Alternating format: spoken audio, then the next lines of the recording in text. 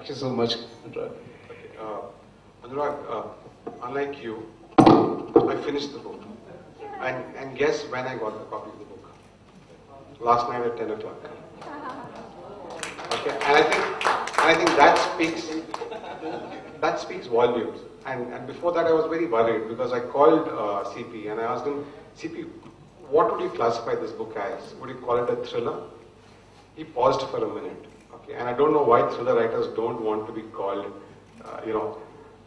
thriller writers. But CP turned around and said, it's a literary fiction. But so I was wondering how, okay, fine, it's a literary fiction, but it's a thriller too.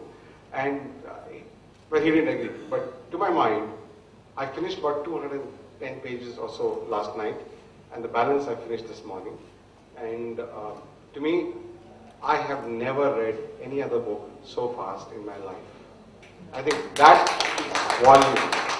When you read the book, there's a character called Unni Kumar. And if you read the book, and the character really gets into you. And he's a bit of, how do I put it? He's a bit of Ranjit, Gulshan Grover, Ajit, and Gabbar Singh combined. Can you just imagine the power of that particular guy? He's a mixed breed of all these four guys and doesn't let you go. And that's the power of this guy, and the power of the narration in this book is just too good. Despite the language, which is very flamboyant, the story moves extremely fast, and I would say that each one of you should not only read this, but probably go back and... Sentence has to lead to something. There's a thing, what is going to happen next is a problem with me. I have no idea what's going to happen next, but then I'm curious. Hadel actually comes from a Greek word called Hades. Is the abode of the dead, it's another world.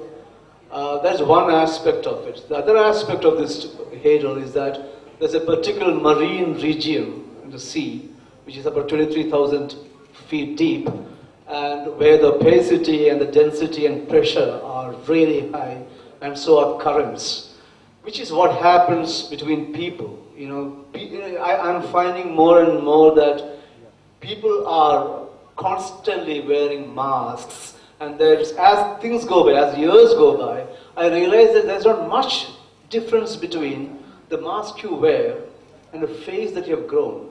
So, there is something about that. So it is about people, it's about what we do to each other, is how we are talking to each other but thinking something else. It's about the currents which we issue from our, almost a non-existent heart, and, catch everybody in that flow. When I was reading the text, and underfucked. So, and he says that balance that, and you had your money's worth. Yeah, I think it's well put. That's all I can say.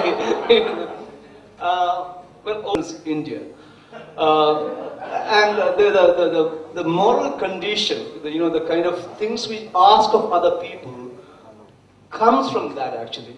It is, the entire thing is a very defensive posture.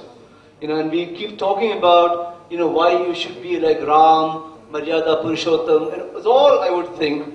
I hope, my former management is not here because I might be taken to court on that. The Maryada Purushottam himself is an extremely defensive person. If you read Ramayana, how can you desert your beautiful, sensitive, sincere wife because the public perception will damage you? How do you do that? How do you say that, I'll let her walk through the fire, man, because I need to appear as good?